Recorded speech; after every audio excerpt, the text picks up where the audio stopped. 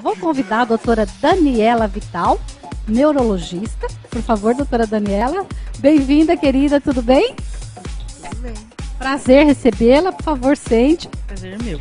E olha só, vou convidar também o Dr. Silvio Martins, neurocirurgião. Por favor, Dr. Silvio, prazer, tudo bom? Muito bom recebê-lo, sentem, gente, fiquem à vontade. Olha que assunto bacana o nosso hoje, né, gente? Novidade, sempre é muito bom para a gente saber, ainda mais quando se trata de coisa boa, né? Hoje nós vamos falar da primeira cirurgia de Parkinson aqui em Piracicaba, né? Olha que importância isso, que relevância que tem para todos nós.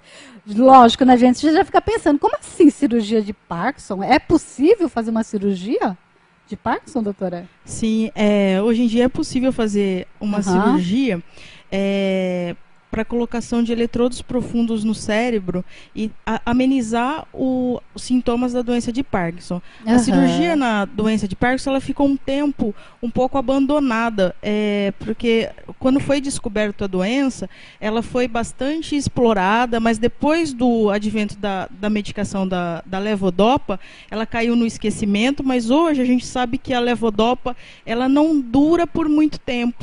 Então as pessoas usam a medicação, mas ao longo do tempo a medicação perde um pouco do efeito e aparecem outros efeitos colaterais que não são tratáveis. E para isso é que foi desenvolvida esse tipo de cirurgia. Na realidade é um implante de um eletrodo dentro do cérebro, é como se fosse um marca-passo cerebral. Olha, gente, eu fico imaginando, doutor, é o senhor que faz a cirurgia? Nós aqui trabalhamos numa equipe de vários profissionais e todos eles voltados para a realização de um procedimento cirúrgico.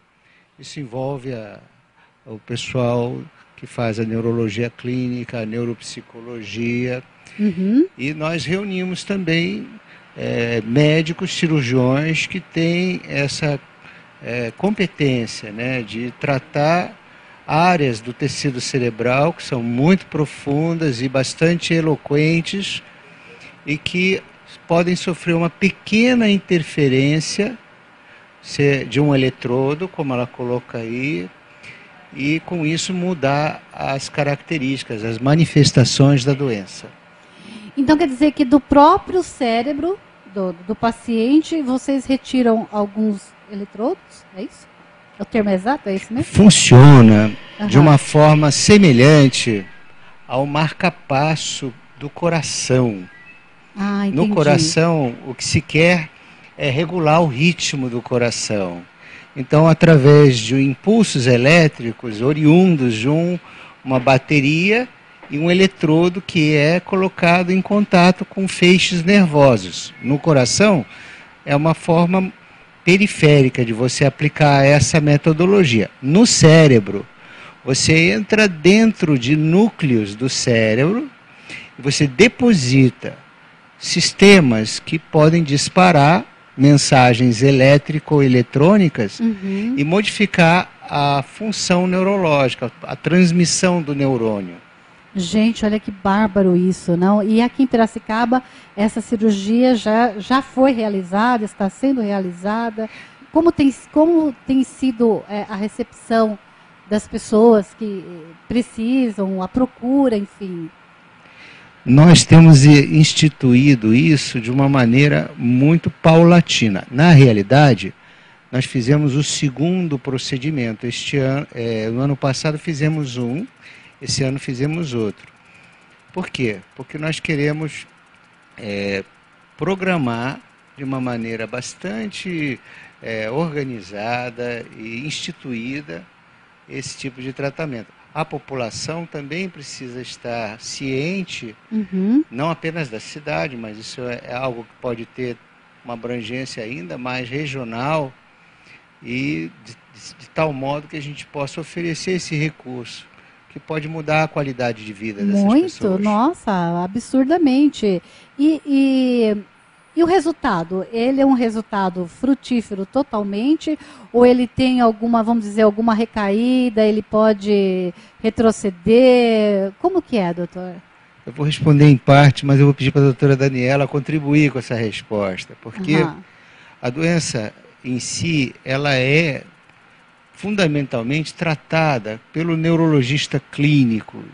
E ele que vai sentindo, que à medida que a doença vai evoluindo, ele vai sentindo necessidade de aplicar mais e mais recursos terapêuticos para dar estrutura e qualidade à vida dessas pessoas. Uhum. A cirurgia é um desses elementos. Mas posterior à cirurgia tem que ter o seu acompanhamento, doutora. Eu acho que assim, na parte clínica é importante para a gente determinar qual é o melhor momento para ser feita a cirurgia, e depois da cirurgia a gente continua com um trabalho não só neurológico, mas fisioterápico, fonoaudiológico, em todos esses sentidos, né? Uhum. E é importante deixar claro que a cirurgia, ela é um complemento do tratamento, ela não é a cura da doença. Entendi. Isso. Uhum. É porque no primeiro momento você se empolga, fica feliz, ai que bom, né? Vou fazer uma cirurgia, vou eliminar o problema. Não é que ele elimina, mas ele melhora quanto por cento, assim, quantos por cento? Isso é variável de caso para caso, mas a melhora é significativa. A gente também faz a cirurgia para alguns casos que a medicação já não é mais possível, em que a gente não consegue mais usar nenhuma medicação, ou que a pessoa está usando uma medicação em dose muito alta, então após a cirurgia a gente consegue controlar um pouco mais a doença, consegue diminuir a dose da medicação também. Que já é um grande auxílio, né? Porque medicação sempre é um negócio que você toma para uma coisa e estraga a outra. Não é? Estômago primeiro que sofre, é o primeiro ali, ai. Não é, eu não sei se eu estou errada em relação a isso, mas eu fico imaginando que sim, né? E o grau o nível, a que altura que está o nível da doença, por exemplo? Existe um grau para fazer a cirurgia ou não existe isso? Se você já está com um grau avançado, se é que tem um grau que se avance ou não? Existem, a cada momento vão surgindo critérios de inclusão e de exclusão. Uhum. E, em outras palavras, você não pode fazer uma proposta desse tratamento para todas as pessoas que sofrem desse problema. Existem limitações relacionadas ao estado evolutivo da doença, se ele for muito avançado ou se a pessoa estiver muito comprometida, inclusive em outros aspectos, né, que a doutora pode esclarecer a respeito do processo do pensamento, se existe alguma limitação orgânica que aumentasse, por exemplo, o risco de se operar. A idade em si não é um limite, mas ela tem que ser considerada porque o organismo como um todo vai influenciar no efeito final do seu tratamento. Uhum. O tempo de doença tem que ser escolhido. Existe uma tendência a se aplicar essa metodologia até mais precocemente do que era antes, mas existe um momento em que o neurologista sente que é preciso, né? Então, doutor, o ideal seria a recomendação cirúrgica, seria em que estágio da doença, em que momento o recomendável? É muito variável de pessoa para pessoa, de caso para caso. No estado inicial, a gente não indica a doença, a princípio. Mas, assim, a doença ela é evolutiva e depende muito do quão rigoroso é o tratamento, quanto o paciente toma regularmente a medicação, qual que é a evolução dele, se ele aceita a medicação ou não aceita a medicação, se ele responde bem ou não ao tratamento, mas a maioria das vezes é fase moderada que a gente costuma indicar a cirurgia. Nas fases graves, a gente sabe que a doença já teve um comprometimento muito grande e a cirurgia já é muito pouco eficaz. E nas fases leves, a gente tem as medicações para o tratamento. Então, normalmente, é a fase moderada que é o mais indicado. Entendi. Quer dizer, de qualquer forma, né, gente, já é uma coisa, já é medicina evoluindo cada vez mais. Eu fico toda feliz, viu, doutor? Confesso ao senhor, a doutora sabe, né, doutora? Eu sempre falo isso porque eu acho o máximo.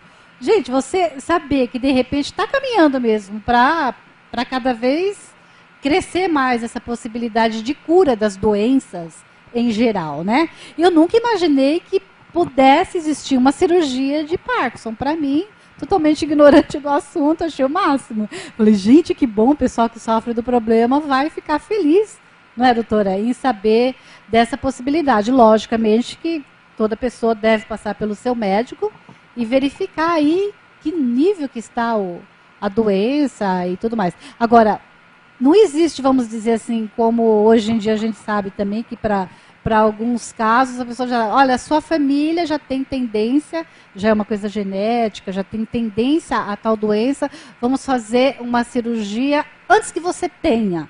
Nesse caso, isso não é possível. Não, ainda não Tô é querendo possível. muito, né? Ainda não é possível. Existem muitos estudos para comprovação da doença, para determinação da doença antes do aparecimento dos sintomas, mas até o momento ainda não é possível fazer uma prevenção. A cirurgia, ela só é feita em pessoas que têm o diagnóstico mesmo da doença de Parkinson. É genético, não é, doutor? Nós temos tendências, isso vale para qualquer doença, né? São tendências da nossa linhagem. Porém, existe a doença de Parkinson de fato genética, mas é exceção, não é a regra. O que eu quero dizer é que a população, à medida que a idade vai avançando, e hoje é uma realidade, a idade das pessoas... É cruel, doutora, a idade é cruel, vou te contar, viu? Não é fácil. Não, viver é uma coisa boa e ela tem que ser boa. Não, eu também acho, do começo ao fim. É verdade. Né? Do início, do princípio ao fim. Era bom se não tivesse tem que ter qualidade, doença, né? isso que eu quero dizer. É verdade. Então, à medida que o tempo avança na faixa etária, há uma chance de fato maior, porque a natureza vai modificando, a nossa natureza vai modificando. Algumas partes do nosso corpo passam a ter uma tendência maior de adoecer. Ai, meu inclusive Deus. Com a doença de Parkinson. É, né? Mas felizmente tem vocês que estão aí se matando de estudar, né? Pra gente poder curar dos probleminhas, não é verdade, doutor? Isso aí a gente tem esse consolo, que eu acho ótimo. Oh, meu Deus, que coisa boa, né? Já ter alguma cirurgia. Agora, em relação aos... Não sei se seria ético falar ou não, se for o caso, não precisa responder, mas assim, em relação às pessoas que fizeram a cirurgia, como foi a resposta? Como foi Existe por se tratar de uma cirurgia com eletrodos, porque é necessário esclarecer que a cirurgia para a doença de Parkinson, ela nasceu, na verdade, no século passado, em meados do século passado, e nessa época o que se fazia era desligar circuitos do cérebro, né? Ou, em outras palavras, provocava-se uma lesão. Isso era definitivo, com as melhores consequências e, às vezes, infelizmente, consequências ruins também. Quando você instala esse outro método, você não destrói aquela área. Você não provoca o efeito cirúrgico através de uma lesão. Você implanta e aquilo passa através do estímulo elétrico a modificar. Esses pacientes, eles, dentro da complexidade de cada caso, e nesse momento, como já se sabe, nós estamos no segundo caso, existe um ajuste terapêutico eletrônico. Então, um deles está em fase ainda de ajuste, ele ainda tem períodos de piora, a gente tem que modificar a programação, é feita uma programação, o paciente vem, você avalia clinicamente como ele está, e aí com um sistema telemétrico, né, acho que é assim que eu posso chamar, você encosta no gerador de corrente, e você modifica o padrão de impulsos. Isso provoca um efeito terapêutico. Entendi. Tá? Então a gente, com isso, tem conseguido ajudar esse primeiro paciente, e esse segundo ainda não está em operação, o sistema. Você instala ele, o fato de você instalar e de você entrar mecanicamente, fisicamente, dentro daquela área do cérebro, já provoca uma mudança para melhor. E você tem que aguardar um período para a natureza se readaptar, para você ligar o circuito e ele funcionar da maneira esperada. Essa cirurgia, vocês estão realizando aonde, essa cirurgia de Parkinson, doutor? Nós estamos realizando no Hospital dos Fornecedores de Cana. Legal, né? Então, aqui em Piracicaba. É, em Piracicaba, né? Então, eu estava conversando antes do nosso intervalo, né, com o doutor estava falando dessa questão desse corpo estranho, que é um corpo estranho, né, doutor? Você coloca em você e através dele vai mexer lá alguma coisa. Ai, meu Deus, como é difícil falar sobre isso, né? E existe alguma rejeição em relação a isso? Ou não? É bem aceitado isso no corpo da pessoa? São materiais francamente compatíveis com o corpo humano. Universalmente, não existe nenhum material que seja absolutamente inerte, que não gere alguma reação. Mas, quando eu digo alguma reação, geralmente são coisas muito sutis, que não têm influência, né? no efeito final do que precisa ser conseguido. Na realidade, acho que vai precisar que o paciente ele se adapte a uma nova situação. É uma coisa muito grande ou é um aparelho pequeno? Como é assim? São fios bem finos, uma espessura de mais ou menos 1 para 2 milímetros de... A extensão é aquela suficiente para você ir até o ponto, alguns centímetros abaixo da superfície do crânio. Você faz uma janelinha no osso e, guiado por um sistema muito semelhante a um GPS, né? Eu acho que é a palavra mais popular que eu posso usar.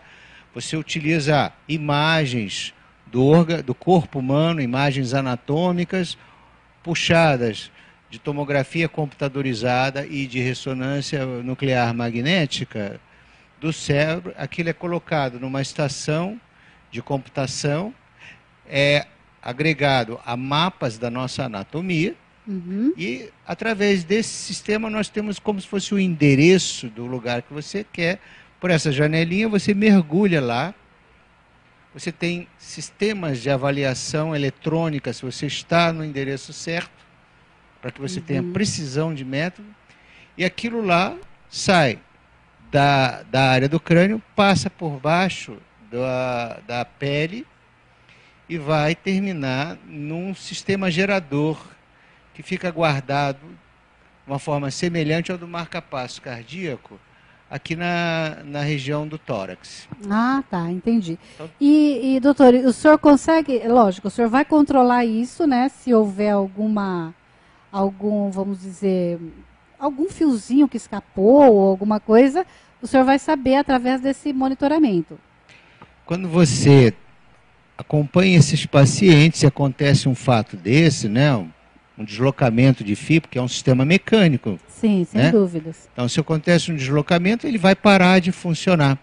Aí você vai perceber a ausência de efeito clínico, de benefício, que eu quero dizer. Entendi. Aí, dependendo da situação, você tem que religar, trocar algum componente.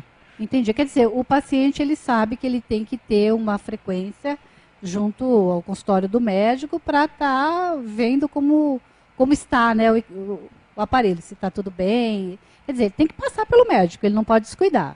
É isso, né? Com certeza. E a facilidade é que o aparelho é colocado no cérebro, mas a base do aparelho fica no tórax. Então, não necessariamente precisa fazer uma nova cirurgia se tiver algum problema. Pode ser mexido na base do aparelho também. É bem mais tranquilo isso. Inclusive, isso aqui é uma bateria que se coloca. E ela vai ter uma vida. Claro. Essa vida, em geral, é de alguns anos. Mas essa vida acaba. Então, você tem que trocar a bateria. Claro, Não, mas é importante a gente colocar isso para o pessoal em casa, porque eu fiquei imaginando, mas como é isso, né? Deve ter algum aparelhozinho, alguma coisa, de repente você coloca. Se a gente muitas vezes, doutora, a gente coloca aqueles fiozinhos para ficar bonita, para puxar a pele, por que não vai fazer para ficar bem de saúde? Porque Parkinson todo mundo sabe que tem problemas de locomoção, tem aquela tremedeira que todo mundo conhece. Nossa, está tremendo, não consegue anotar, não consegue tomar um chá, às vezes uma refeição, né? E como fica esse movimento, doutor, essa locomoção da pessoa que às vezes... Porque geralmente a pessoa que tem Parkinson, ela tem isso que é bem popular, que todo mundo fala, tremeu, assim, tem Parkinson, todo mundo já sabe. Né? É bem comum isso, né? Consegue diminuir Veja, essa... a doença de Parkinson tem um nome que descreve quase como um emblema, paralisia agitante. Ao mesmo tempo que existe esse tremor, existe uma dificuldade de se movimentar, de fluir o movimento. Uhum. O efeito do tratamento com o medicamento, que é a dopamina, faz a pessoa voltar, se não ao natural, quase ao natural. Uhum. O efeito do disparo também é semelhante a isso, né? É isso, né? Quer dizer, a dopamina, né, que é o nome da medicação, ela tem um efeito colateral, só ela. É assim, na doença de Parkinson, a gente tem uma disfunção na produção dessa dopamina. Ela é produzida pelo nosso cérebro. E a doença de Parkinson é caracterizada justamente por essa parada da produção de dopamina. Falta dela. Que o organismo não produz mais. Não produz mais. A gente tem uma medicação que foi desenvolvida em torno de 1960, mais ou menos, que é a substituição dessa dopamina produzida pelo cérebro. Né? Só que ela não é exatamente igual a que a gente tem pela produção endógena, né, via cerebral. Então ela produz alguns efeitos colaterais ao longo do tempo. É como se a gente usasse a medicação, mas ao longo do tempo ela já não tem o mesmo efeito. Hoje em Piracicaba nós temos assim, pacientes que têm 14, 15 anos de Parkinson e usando a medicação. E ao longo do tempo, principalmente se tiver um uso irregular dessa medicação, ela tem uma perda de efeito, ou senão ela começa a desencadear efeitos colaterais também. Entendi, porque já não é uma coisa natural, já não é o próprio corpo que... Gente, como é complicado isso, né? E a medicina sempre tenta dar um jeito de repor aquilo que falta, né? Que o organismo, de repente, parou de produzir por algum motivo, ou genético, ou não sei, alguma coisa que aconteça na vida da gente, que conforme a idade vai passando, as coisas vão, né? Precisa de uma graxa daqui, uma graxa ali, né, doutor? É complicado. Então, é bacana também o fato de você saber que tem essa reposição, mas que tem que ter esses cuidados também, não é? Eu acredito assim, o mais interessante da cirurgia é que é uma união de várias especialidades. A gente tem a parte médica, a parte de medicação, a parte cirúrgica, mas tem também o desenvolvimento de tecnologia para desenvolver o aparelho, a parte elétrica, a parte computadorizada também, que é através da ressonância, de aparelhos de tomografia, de mapeamento para a gente determinar o local onde vai ser feito o implante, né? Então é uma união de todas as áreas, fora os trabalhos que são desenvolvidos depois, né? Exatamente. Bem bacana, bom demais. Amei vocês terem vindo. Obrigada de verdade, viu? Arrasaram, né? Tudo de bom.